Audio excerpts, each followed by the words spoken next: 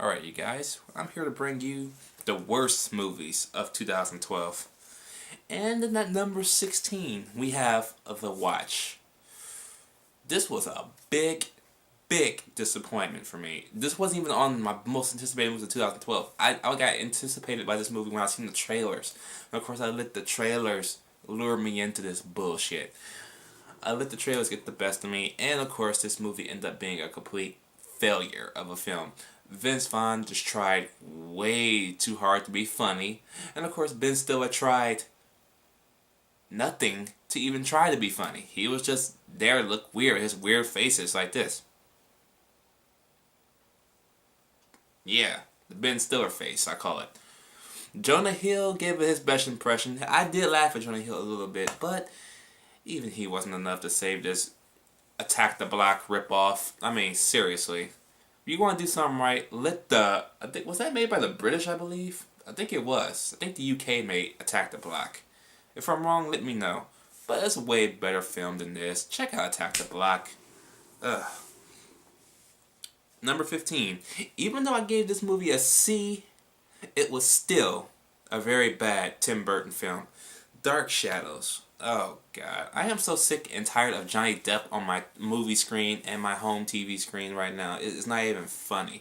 That's why I'm not really looking forward to The Lone Ranger. He's in every fucking thing. Get off of my screen. I don't want to see you this much. Oh my God. This movie didn't know what the fuck it wanted to be. It was one thing. Then an hour later, it was something else. Then at the very end, it was something else. I'm like, you're like 3 different movies in one. Pick one and run with it. Did you want to be a comedy? Did you want to be a drama? Or did you want it to be like this mystery and suspense type movie? I'm like, what do you want? Oh, just stupid.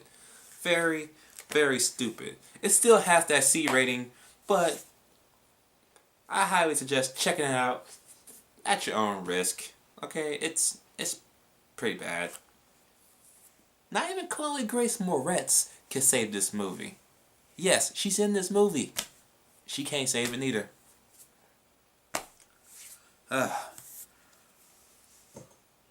Number 14. Resident Evil Retribution. Oh yeah. I love that steelbook. I'm not giving that up for anything. Unfortunately, we get the piece of shit that is the movie. That didn't know what the fuck it was from beginning to end. It was just everywhere. It was like fucking cockroaches, man. You turn off the lights and they'll scatter all across the floor. I'm like, where is this movie trying to go to? Okay? It's just there to bring in Resident Evil characters. Well, not even Resident Evil characters. It's like the Jersey Shore type Resident Evil characters. There to shoot some guns, look like they're badasses when they're complete pussies, and overall kill the best character in Resident Evil, in Barry Burton. How fucking dare you kill Barry Burton and leave that pussy Leon Kennedy alive? Fuck you, okay? You could have killed Kennedy. Fuck. I wanted to know who made that decision because I wanted to fuck him in the ass. Oh wait. Mila Jovovich's husband made that decision. Paul W.S. Anderson wrote this bitch. He made that decision. Fuck you, Paul W.S. Anderson. And fuck your 3 Musketeers too. I know that movie's gonna suck ass too. Ugh, this movie's a piece of shit. Number 13, Rock of Ages. Great music, no story. Story was bullshit, okay? Just not all there. Julianne Hough is nice to look at, but stick to Dancing with the Stars. Seriously. Alec Baldwin, misplaced. Best thing about this movie was Tom Cruise. And I love Tom Cruise. He couldn't save this piece of shit. He was the only good thing about the damn thing, because he was the only one that put any fucking effort into it. Tom Cruise puts every effort into every one of his movies. That's why I love Tom Cruise. But why did you accept this role? I know it's just an and role. I know you're going to be like an and person. You're probably going to be like the last person to show up. But, yeah. Not even a Tom Cruise fan can appreciate this film. So, Yeah. Number 12. 1,000 words. Ew. Eddie Murphy, if you do not do Beverly Hills Cop 4 or maybe 48 Hours 3, if you ever do a 48 Hours 3, I wish they would. That would be awesome. 48 Hours 3 or Beverly Hills Cop 4, hang it up. Seriously, you got nothing left at this point. I mean, you should have retired after Dreamgirls like you said you was going to do. But you stayed on because you said, oh, you know what? Maybe the fans would want a Beverly Hills Cop 4. Well, yeah. Where the fuck is it? Because this is not Beverly Hills Cop 4. This was... What the fuck was this? Oh. How do you... This could have easily been a drama. But they tried too hard to make it a comedy and it just didn't work.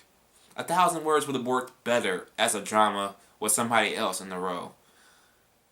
As a comedy with Eddie Murphy, it just ended up being a failure. Okay, I do not like Kerry Washington. Okay, I don't do black girls. So everybody who likes her, that's your opinion. I don't like black girls. So Kerry Washington can suck it. Not mine, so she ain't worthy enough to suck it. But anyway, number 11, Underworld Awakening. Oh, this was on my most anticipated movies of 2012 list, and it let me down.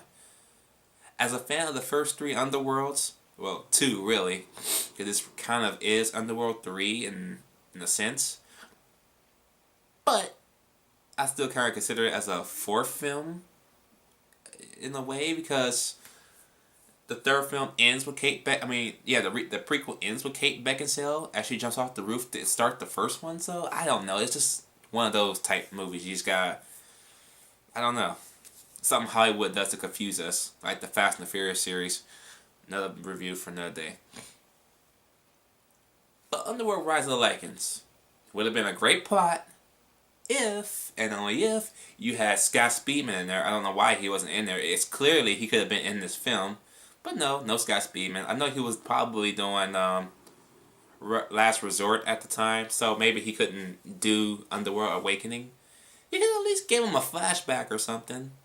I mean, come on. And then you give him, you go through all this to have a daughter, which Scott Speedman would have came in good as. They would have like the first half Lycan and half vampire baby. You know, it would have been nice to see how a mother and father connect with that kid. But the way she had the kid, we don't see it. It just fast forwards a couple of years after she was sedated and captured. And she already had the kid. We don't know how, but she had it. What the fuck? Ugh. Just so bad.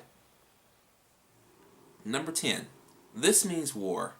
How do you make a comedy with Tom Hardy, one of probably the best rising actors to date, another great rising actor, and Chris Pine? You know, they're both Star Trek alumni. Chris Pine playing the young Kirk, Tom Hardy playing the young Picard, and Star Trek Nemesis. And then you have a movie with them and Reese Witherspoon. Reese Witherspoon was not my favorite actress whatsoever. Every movie she's in was shit. Okay, good to look at, but she's also a mom, so that kind of kills it. But you have these two great actors, okay? And they play well off each other. I'll give them that. I did laugh at their quirkiness that they have towards each other. But the whole movie failed because of, one, trying to date 2 guys at the same time, which is what almost every girl does and every guy does. I'm going to be fair. I'm going to put both of them in that category, okay? Because they both do that shit. These 2 do that, knows it, and are okay with it. Yet they fight each other over it. If you're okay with it, why are you trying to fight in the heads and tails of who gets to nail her first? Y'all both gonna nail her in the long run anyway, so that makes no sense to do all this shit just to have sex first. After how many other guys she's had sex with over the years? You think you're the only 2 that's her first? Have you seen her? It's Reese Witherspoon. Okay, she probably had a dick every minute.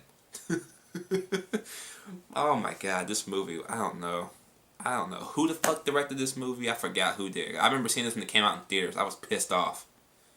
And then having them having her make the wrong decision and pick the wrong guy. That pisses me off. And it kind of works in the end of the movie, though, because the good guy gets what he needs to get. But the whole... Oh, it's just stupid. Fucking skip this movie.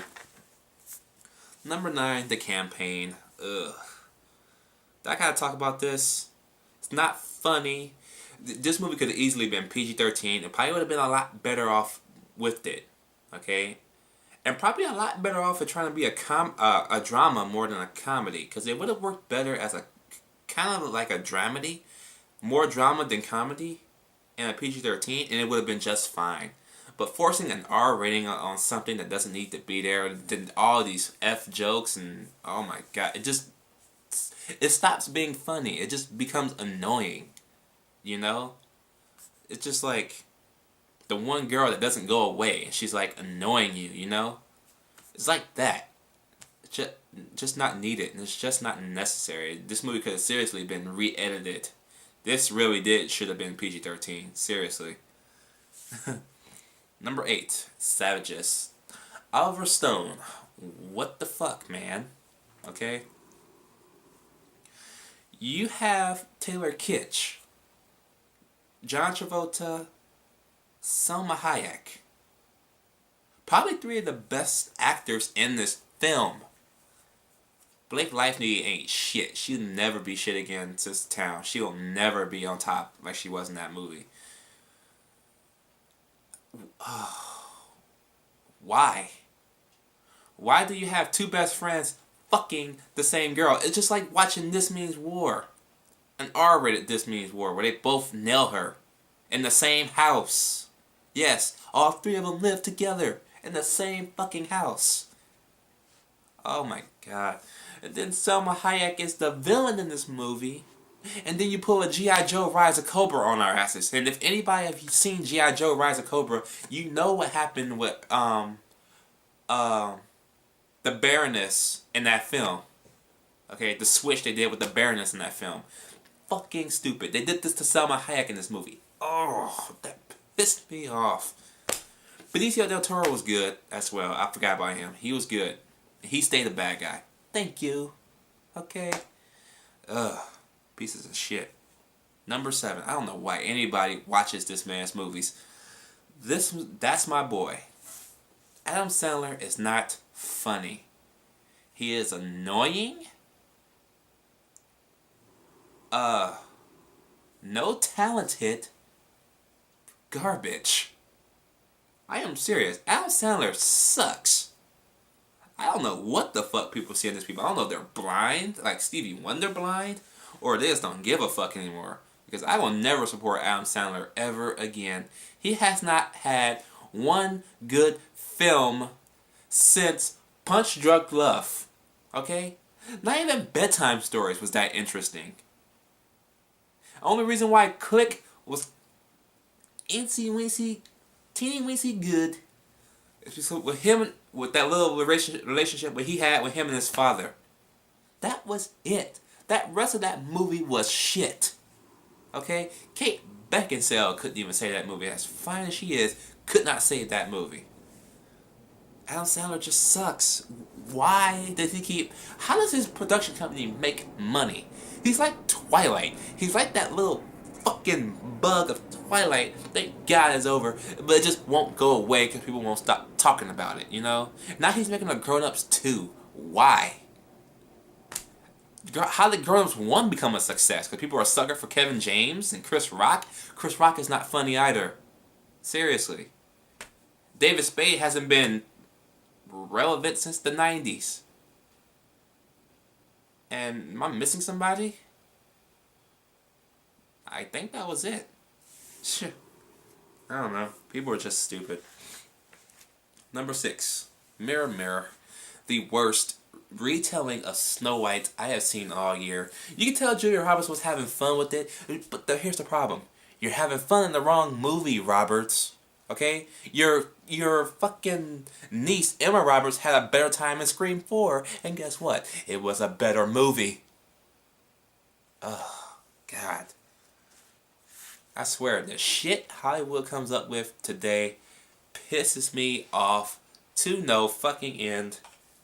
to make a buck. Oops, I'm sorry. To even Snow White's name, okay? Okay, one thing, there's not going to be a better Snow White than the original Christmas classic. I don't care what the husband bring, original Snow White will always be the Disney classic. So, this shit can suck it. Number 5, The Three Stooges. Why was this film even produced? Why was this even bothered? The jokes in this movie that worked back then would not work today, and it shows. You have to be a real fan of the show to like this movie. And I like the show, I hate this movie. So, even a fan of the show can hate this movie. Okay? Putting Snooki in the fucking movie is enough to make me cry outrage. Okay? I don't care if she got poked in the fucking eye with her 4-foot self. Okay? Her fat, pudgy 4-foot self. She sucks dick. What makes you think she was gonna sell tickets? Seriously. This movie failed like a son of a bitch. I knew it was going to. Silent Rob even knew this movie was gonna fucking suck. He did a video before he was even out yet. I didn't have to do a video. I didn't even have to do a review on this movie. I didn't even want to do a review on this movie. This movie did not deserve to be reviewed by me. Okay? I would not stoop to that fucking level to review this piece of shit. Fuck that movie. Number 4. Piranha 3 Double D. Not all the tits, not all the vagina showings in this movie could save this fucking film. Okay? You already had the man get his dick eaten in the first film. Why was it even relevant again in this film? To a whole different person. I don't know what conspired them to make a sequel to Piranha 3D and base it like this instead of going off the original concept of the fucking first one. Not the first one, but the original remake. Because the first Piranha I haven't seen yet. The original Piranha I haven't seen yet. But the remake in 2010 was much better than this shit. Y'all should have took that ending and made Piranha 2 or whatever from that ending from the first one. Nope, y'all go this whole other fucking route. And I'm like, oh god. It's just so awful. Number 3. House at the end of the street. I am so sorry I even paid money to even review this fucking film. It was so stupid. Jennifer Lawrence is going somewhere in Hollywood. She ain't going nowhere with this one. This was just crap. Number 2. Project X. This movie made me so angry when I seen this in theaters. I had migraine like a son of a bitch. I ain't never had a migraine from a party film. But when a party film pisses me off to beyond belief, you got something bad coming here. And my god, this was just stupid. I didn't know Batman was missing a villain and, what was his name? Firefly. Because that's exactly who fucking shows up towards the end of this film to torture every fucking thing. I'm like, when the hell did Firefly come from Gotham City and drop into a Todd Phillips film? That's weird. And how does he starts a fire that quickly, and just in a matter of seconds, a water-dropping helicopter is automatically there to put it out? When the fire department is not even there yet. What the fuck? What's this shit? Whose idea was this? Why are they making a sequel? Why? They want me to be pissed off again, huh? They want me to go review that piece of shit, and they want me to say it's shit. Todd Phillips. Why is even The Hangover getting a part 3? Hangover shouldn't even have a part 2, to be matter of fact. But I don't know. Okay, I don't know. Fuck this film. And number 1, the worst film of 2012. Girls Gone Dead. Oh my god, this was bullshit. Oh, it's supposed to be bad on purpose. How you be bad on purpose and still be bad than bad on purpose? How do you do that shit? I don't understand that shit. That's like me in Scary Movie being stupid on purpose, but still being a dumb, stupid ass movie that I still hate to this day. I hate the Scary Movie franchise.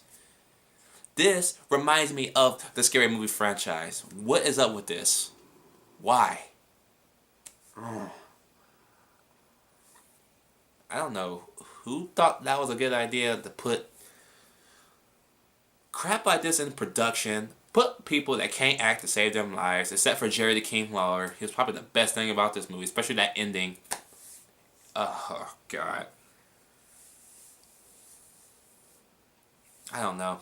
I don't know. How anybody would recommend this movie? I don't know. Seriously. I don't fucking know. I would not recommend this to my fucking friends to go see. Okay? Not even go see. It's not even in theaters. I mean, to even go rent on DVD. I wouldn't even tell you to rent this on demand. Fuck that. Fuck this movie. Fuck all these movies. So yeah, that's my worst movies of 2012. Let me know y'all list or make a video response. And I'll catch y'all later today. Later.